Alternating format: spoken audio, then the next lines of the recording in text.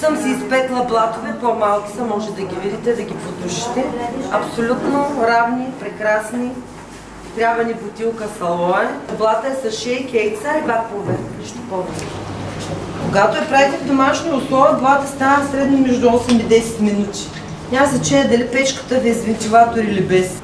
Крема ще приготвим от сладкарска извара. За торта с 18 см диаметър слагаме 400 грама сладкарска извара.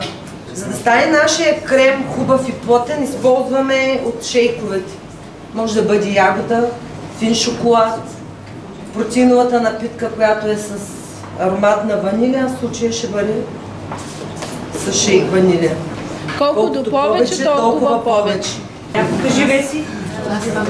Това всичко, което днеска се хапнахме е точно по този начин. Без захар и без брашно. Искам да ви кажа, че не е необходимо да имате някакви специални уреди, някакви такива знания, невероятни, да сте завършили курс за сладкари, за да си приготвите тази торта. Втори блат.